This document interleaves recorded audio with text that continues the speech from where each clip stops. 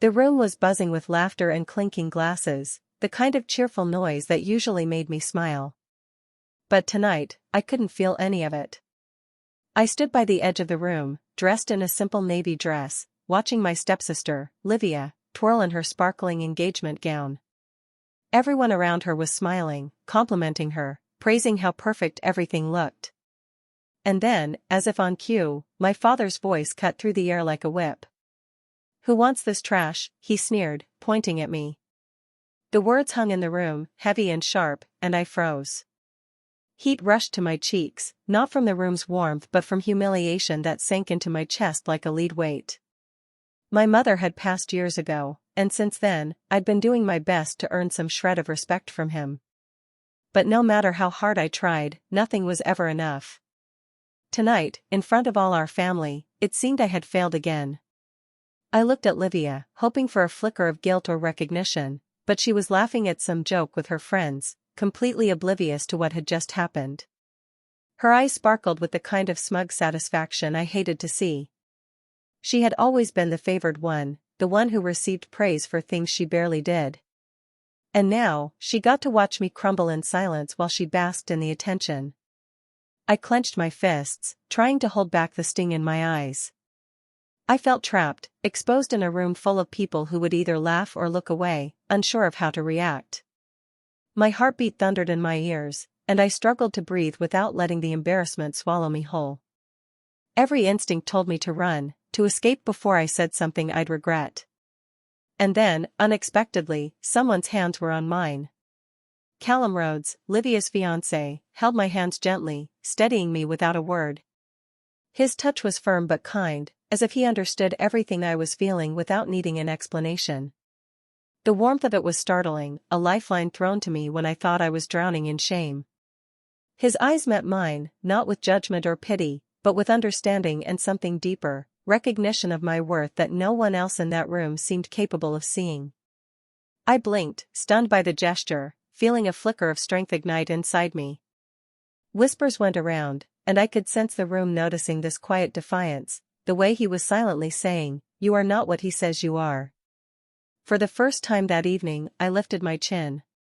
The heat in my chest shifted from humiliation to something else, something fierce. And though I didn't say a word, I knew this small, unexpected act had changed the entire tone of the night. It wasn't over, not by a long shot, but maybe, just maybe, I had found my first ally.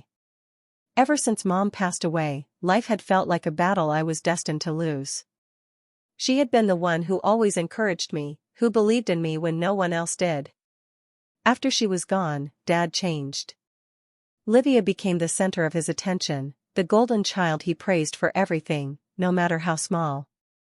I tried to stay out of the way, to be the good stepdaughter, but nothing I did seemed to matter.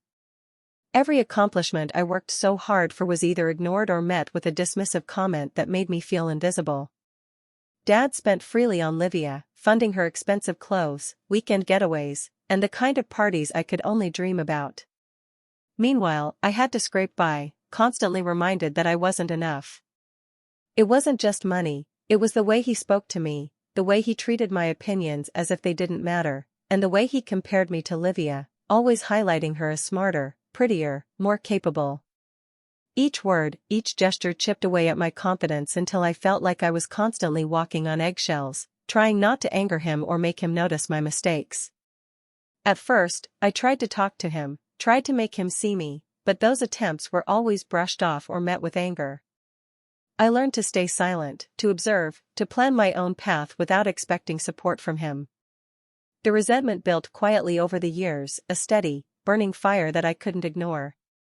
Every time I saw Livia smiling in Dad's approval, every time he laughed at her jokes but dismissed mine, the anger grew. I hated the unfairness, hated how powerless I felt in my own family. Callum had always been in the background, quietly present whenever our families gathered. He wasn't loud or flashy like Livia's other friends. Instead, he seemed to notice things others didn't. The way I spoke, the ideas I shared, the effort I put into things no one acknowledged, he saw it all. There was a subtle respect in his eyes, a kind of recognition that made me feel understood in a way I hadn't felt with my father or stepsister. He didn't try to compete with me or overshadow me, he simply noticed, and that alone made a difference. Sometimes, just seeing that quiet understanding gave me strength. It reminded me that not everyone would see me through my father's cruel lens. Maybe, just maybe, there was someone who could see me for who I truly was, beyond the comparisons, beyond the favoritism, and beyond the years of being made to feel like less than. It was a small comfort, but it mattered more than I expected, and it planted the first seeds of hope that I could find a way out of the shadow my father and stepsister had cast over my life. I slipped out of the crowded room, needing air and space to think. The laughter, the music, and the chatter of guests felt suffocating after everything that had happened. I found myself wandering into the garden, the cool night air brushing against my face, and for the first time that evening, I could breathe. The soft glow of the string lights made the flowers shimmer, and for a moment, it was peaceful. "Mind some company?" a familiar voice asked softly behind me. I turned to see Callum standing there, hands in his pockets, a gentle smile on his face. I hesitated but nodded, grateful for a friendly presence. He didn't crowd me or make small talk, instead, he simply walked beside me, letting the quiet stretch between us for a few moments. "I saw what your father said," he began, his tone careful. "I just want you to know, it wasn't fair. None of it." His words were simple, but they carried weight. I felt a lump in my throat, a mix of relief and lingering anger. Finally, someone acknowledged what I had felt for so long. I exhaled slowly, trying to keep my voice steady. "It's not the first time," I admitted.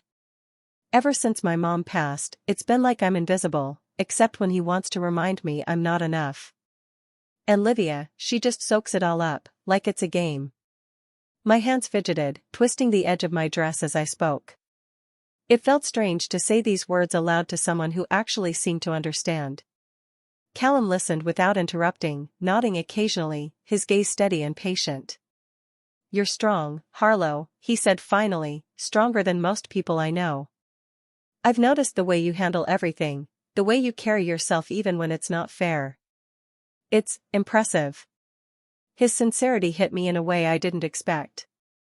No one had ever said that to me before, not my father, not Livia, not anyone. I felt a warmth spreading through me, a mix of gratitude and something else I couldn't quite name. "Thank you," I murmured, not trusting myself to say more. The tension in my chest eased slightly, replaced by a quiet connection I hadn't realized I was craving. We walked slowly among the flowers, talking about small things at first, how the night felt, the way the wind moved through the garden, but every word seemed to build a bridge between us. There was no rush, no expectation, just a calm understanding. I could feel trust forming, fragile but real, and beneath it, a subtle spark, a hint of something that might grow into more if we were careful. For the first time in years, I didn't feel entirely alone. And as Callum's gaze met mine again, steady and patient, I realized that maybe, just maybe, I had found someone who could see me for who I really was, and not for what my father or stepsister wanted me to be. I refused to let that night define me. Sitting in my small apartment the next morning, I thought about everything my father had said, about Livia's smug smile, about the way everyone had ignored me. I was done feeling powerless. If they wanted to see me as worthless, I would quietly prove them wrong. I remembered the engagement party, the decorations, the layout of the venue. It was beautiful, yes, but amateurish in ways only someone trained could notice.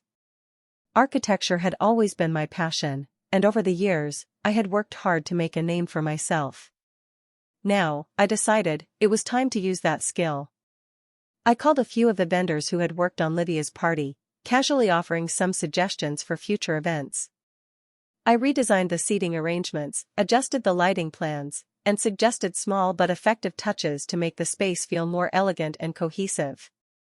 Nothing flashy, nothing that would make me look like I was stealing the spotlight, just improvements that anyone with an eye would notice. The next family gathering after the engagement party felt different. People whispered compliments about how well the flow of the venue had worked, how every table felt perfectly balanced, how the lighting had made the space feel warm and inviting. Livia smiled, clearly unaware that it was my careful adjustments that had created the effect. Even Dad, for a fleeting moment, seemed impressed, though he quickly shifted back to ignoring me. Callum noticed. I could see it in the way he watched me from across the room, subtle but attentive, a hint of admiration in his eyes. He didn't need to say anything. I knew he recognized the effort, the thought behind it, and the quiet intelligence I had poured into every detail.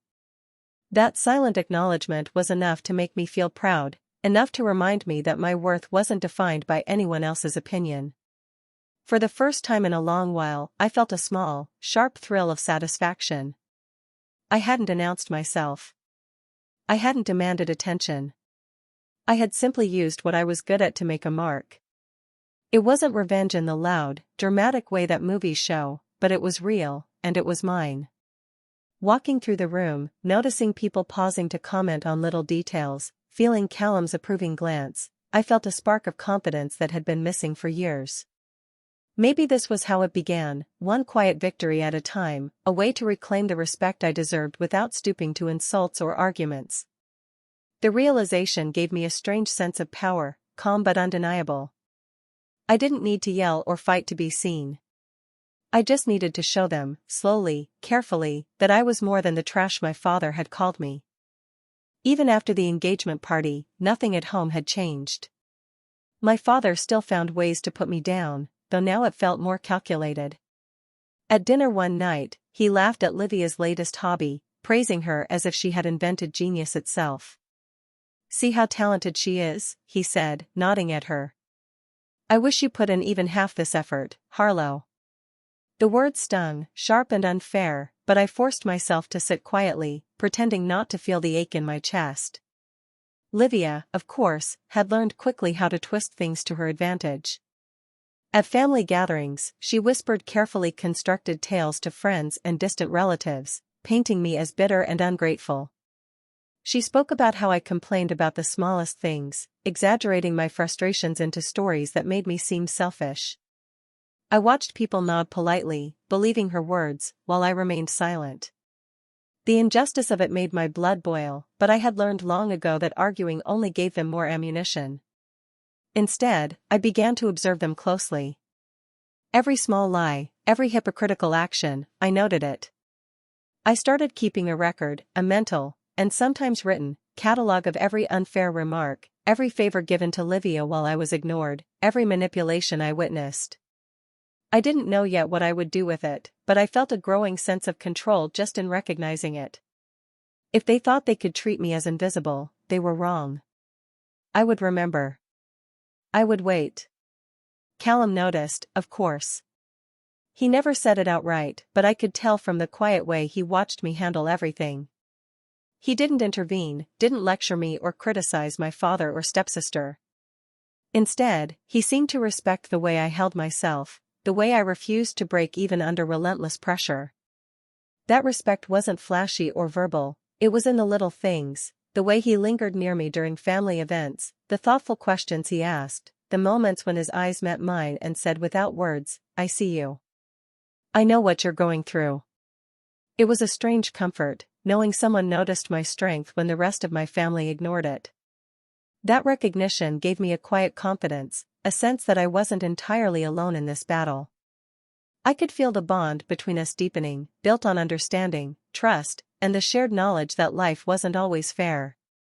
It was subtle, but real, and it reminded me that I didn't have to suffer in silence for the rest of my life. By the time I went to bed that night, I had resolved something in my mind.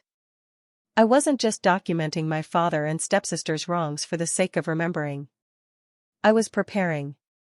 One day, I would have my chance to show them that their cruelty and lies had limits, and that I was stronger, smarter, and far more capable than they had ever imagined. I had always been careful with my family's secrets, keeping my father's misdeeds tucked away in my mind like dangerous little sparks. But one evening, as Callum and I lingered after a family dinner, he said something that made me stop in my tracks. "I know about your inheritance," he said quietly, his eyes steady. "I know your father took money that was rightfully yours." I froze, my hands tightening around the glass I held. I hadn't told anyone, not Livia, not my friends, no one. And yet here he was, revealing he already knew, not with judgment, but with understanding. How? I whispered, unsure if I wanted the answer.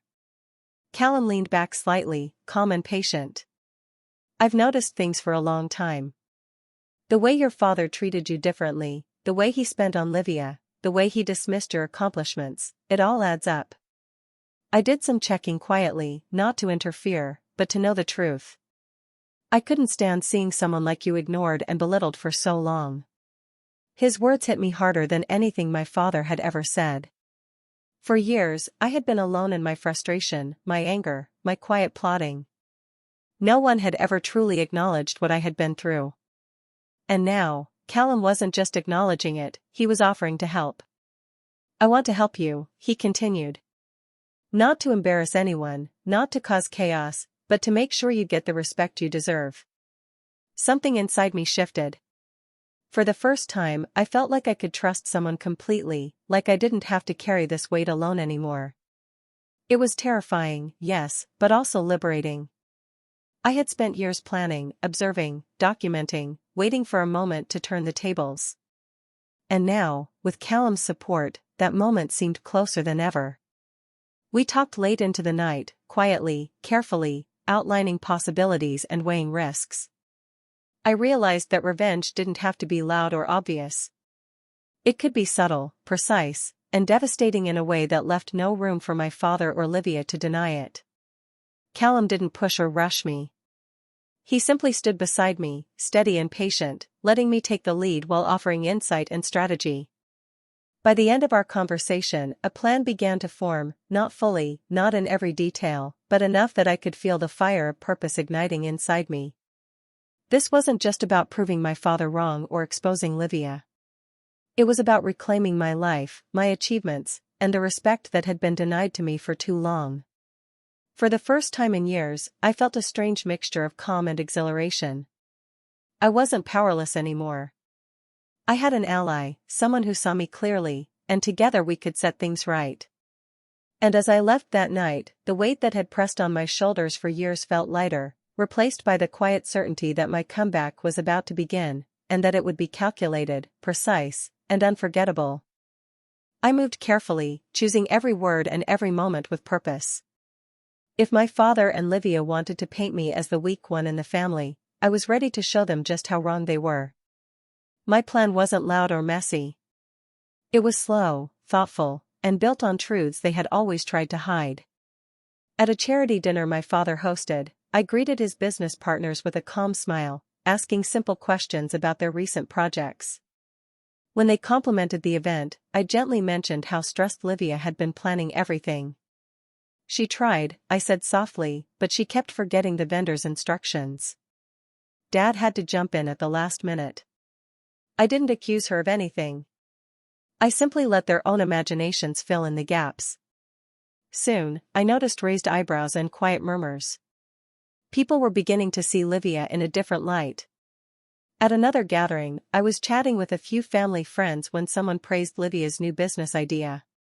I nodded politely and added, "She's been working hard, though Dad has been covering most of the costs. She gets overwhelmed easily." Again, I spoke gently, never sounding bitter or angry. Everything I said was true, and said in the right tone. It made her look less like a successful young woman and more like someone who relied on Daddy to survive. The best part was that Livia had no idea. She floated around these events in her expensive dresses, smiling proudly, unaware that people had started to watch her with doubt. She thought she was admired. She didn't realize that her well-crafted image was quietly cracking. My father, too, remained oblivious. He assumed everyone praised Livia because of her abilities, not knowing that people had begun asking quiet questions about why she needed so much of his help. I didn't push too hard. I simply nudged the truth forward, letting others connect the dots. During all of this, Callum never stepped forward or tried to take over. He stood nearby, calm and supportive, always ready to pull me aside if I needed a break. Sometimes he gave me a small nod from across the room, a silent signal that he understood exactly what I was doing and that he believed I was doing the right thing. His presence made everything feel easier, steadier. There were moments when our eyes met, and I could see admiration there, real, quiet admiration for the strength I had learned to protect for years. He didn't praise me with big speeches or dramatic gestures.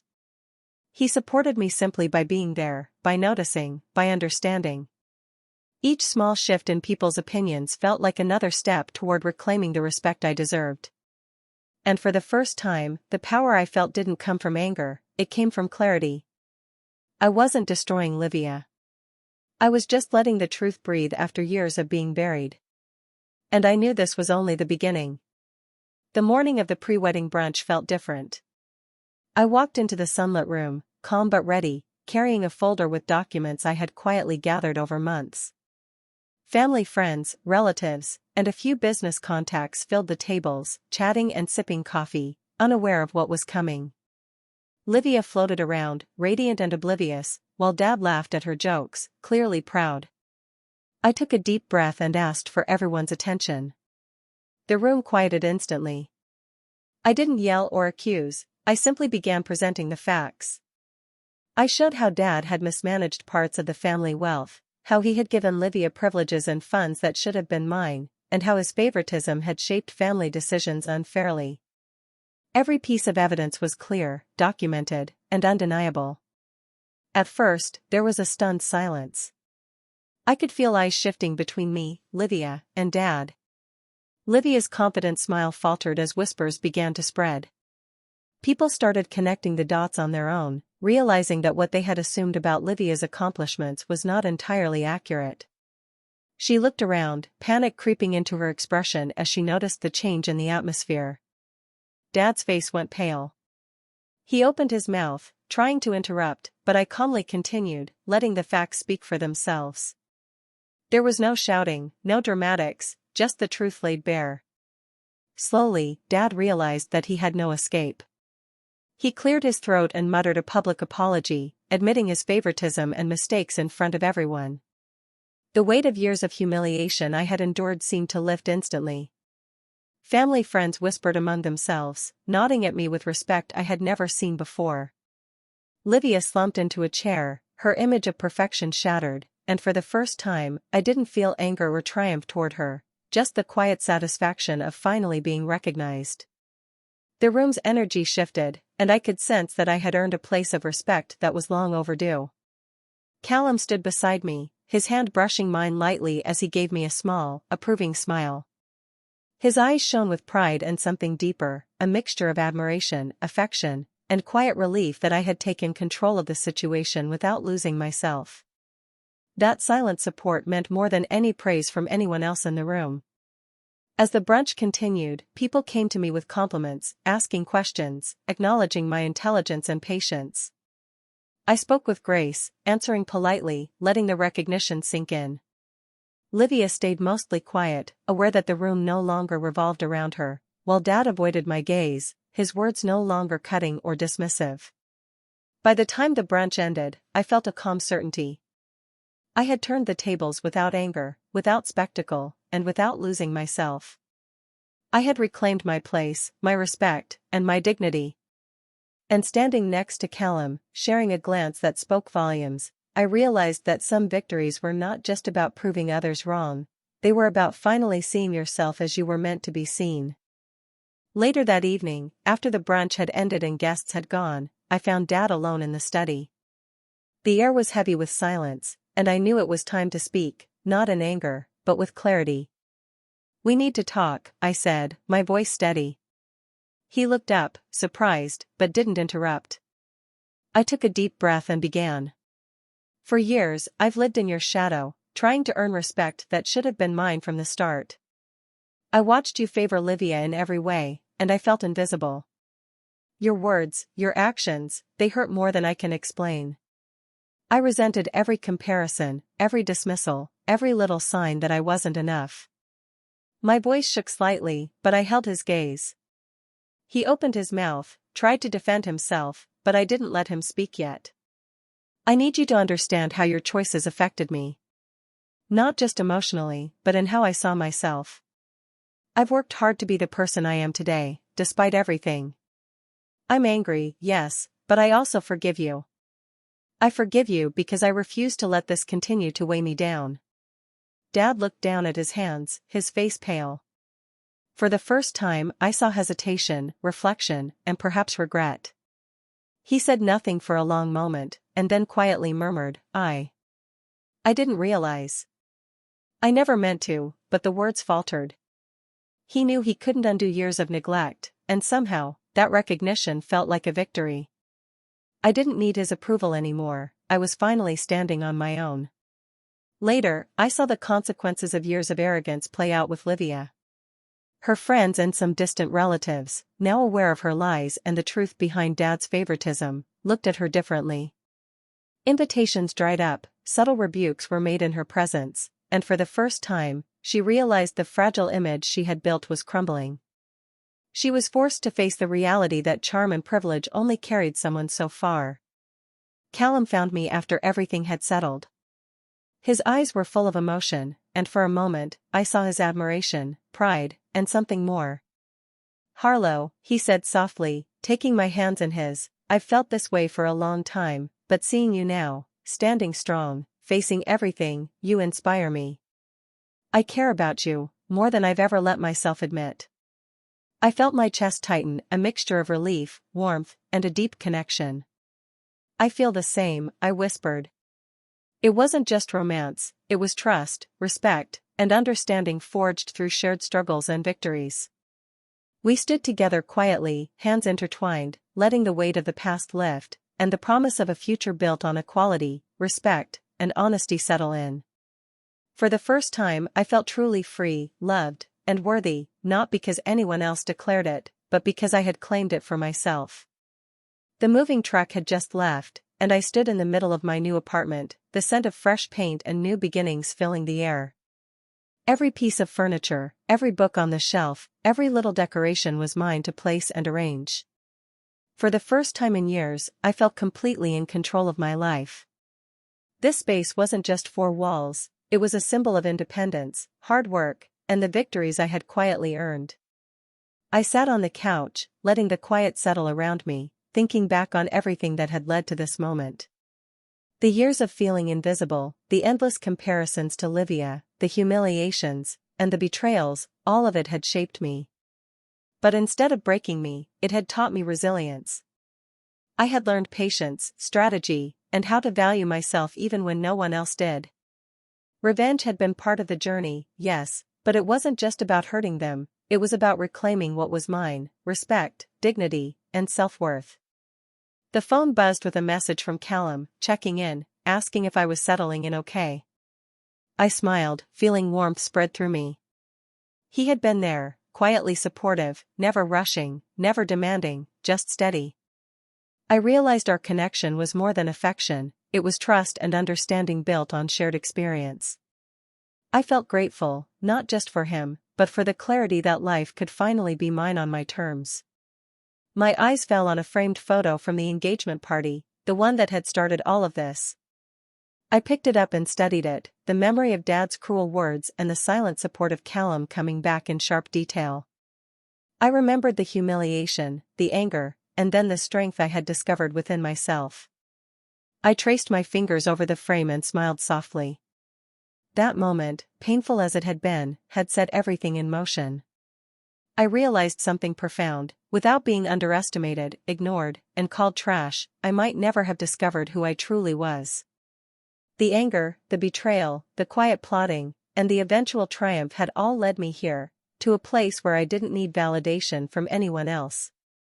My worth wasn't defined by my father, by Livia, or by anyone in that family. It was mine, and I had claimed it fully. I set the photo down and took a deep breath, letting the sense of accomplishment and freedom wash over me. The past no longer held me captive. I was stronger, wiser, and ready for whatever came next. And as I looked out the window at the city beyond, a quiet truth settled in my heart. Sometimes, being called trash was the only way I realized my real worth.